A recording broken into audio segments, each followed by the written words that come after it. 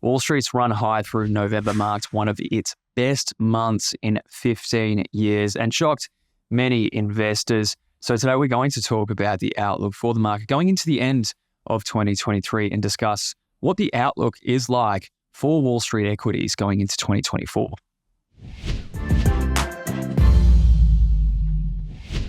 Let's begin by discussing the factors driving the market higher through November and look no further to changes to the interest rate outlook. A series of soft economic data out of the States has raised expectations that the end of the Fed's rate hiking cycle is here and that, in fact, there may be interest rate cuts coming in 2024. So there was some soft jobs figures as well as retail sales numbers throughout November, which has been reaffirmed by a spate of fairly soft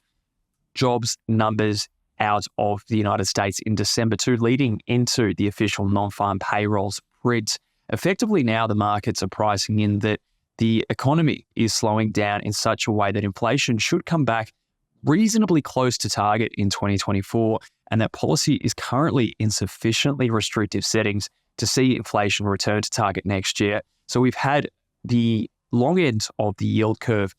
plunge considerably, really on the expectations that the Fed could cut interest rates as many as 5 times next year. Now, quite naturally, when we do see those long end rates drop, that has that effect of pushing up valuations for riskier assets, especially those tech names which have benefited so much this year, those large cap quality growth names like the Magnificent Seven, which we'll discuss a little bit more in a moment, really underpinning Wall Street's strength. So that's really where this momentum has come from. And any sign from the data or perhaps the Fed in a couple of weeks' time that reaffirms the market's views for rate cuts next year could really continue to push this market higher into 2023. Now, there's also the question about earnings going forward, and that's a little bit more mixed and perhaps something of a conundrum for the markets, because if you do look at the expected earnings per share for S&P 500 companies, based on data collected by FactSet for 2024, analysts are still expecting around 11 to 12% EPS growth for the calendar year. Now, that is extraordinarily strong, especially for an economy that ostensibly is entering late stages of the cycle. Of course, interest rate cuts only typically come during a slowdown at the which comes itself at the end of the economic cycle. So there's a lot of bullishness priced in there,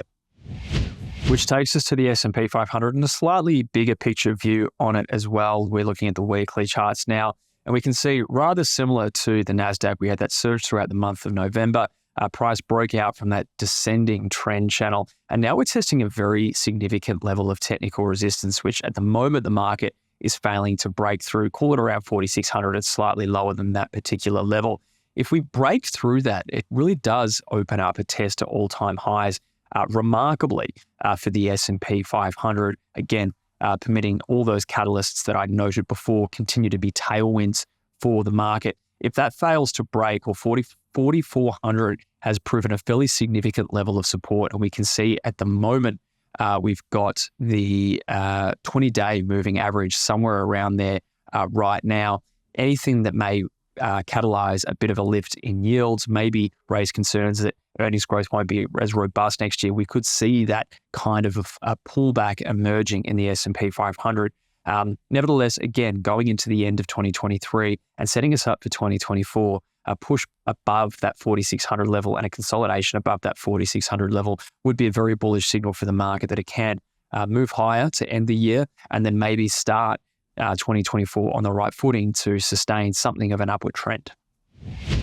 Now, whether we do get that 10, 11, 12% earnings growth from S&P 500 companies, which has to be said, has been revised down recently, especially through the recent earnings period where there were some downward revisions to guidance and maybe expectations of weaker earnings growth starting to filter through at the margins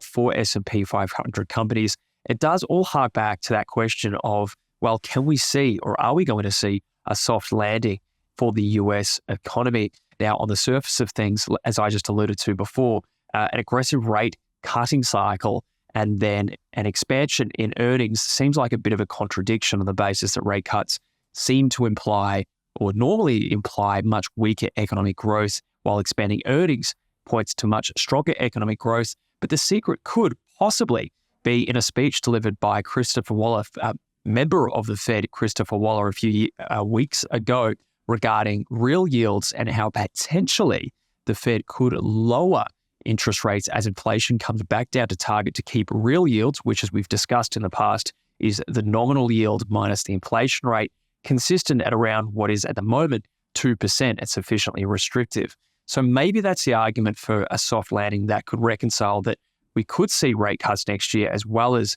an earnings expansion in the United States. Now, we must go back finally to the Magnificent Seven, because so much of Wall Street's success hinges on whether those companies can continue to rise. This year, they bounced back from a very difficult 2022 and then were propelled higher by speculation of recently rate cuts next year. But also in the middle of the year, the boom around artificial intelligence, the excitement that has generated in the market, and the subsequent expansion in earnings multiples, I should say, price multiples for those 7 major stocks. Now, the earnings that we got out of Q3 for some of these companies were a little bit mixed at best, and showed that executing on some of the very high expectations set for these companies in terms of earnings and implementing AI, especially for some of these large tech stocks in their cloud computing business, well, it's looking a little bit mixed at best. So for the overall stock market to continue to expand and maintain these level of valuations, these Magnificent Seven really need to deliver their goods in terms of profitability. Turning to the technicals now, as we gauge the charts first of the Nasdaq, mostly because we have been talking about the Magnificent Seven, but so much of the strength in the market has been generated from these stocks because they benefit from all of those tailwinds in terms of higher earnings growth, lower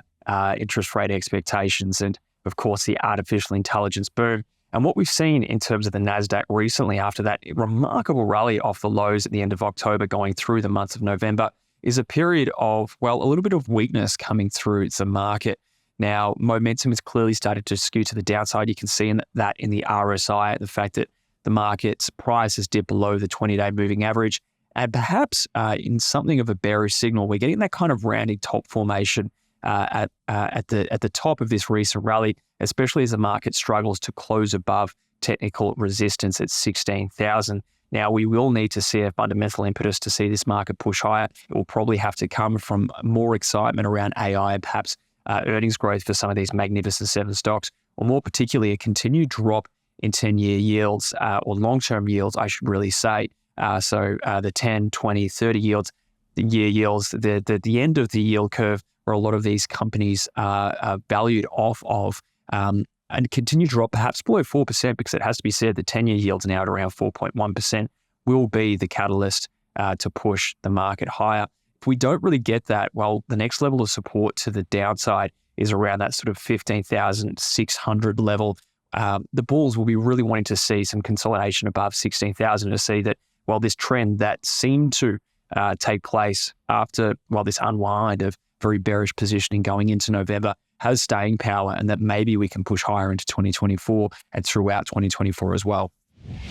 So that's what's driving Wall Street right now. And it really is a combination of excitement about the earnings outlook for 2024, as well as the prospects, probably more pertinently, of interest rate cuts from the Fed next year as well, that's really propelling this market higher. But there's a few potential contradictions there that investors are going to have to work through, especially if we're going to find some new catalysts to push this market higher. In the very short term, as we look to the end of 2023, we're going to be keeping an eye on fundamental data, especially signs of continued weakness in the labor market, perhaps in non-farm payrolls figures, as well as some signaling from the Fed, possibly at its final meeting of the year, to see if we can get a little bit more traction in this market through December to push it higher into the end of 2023.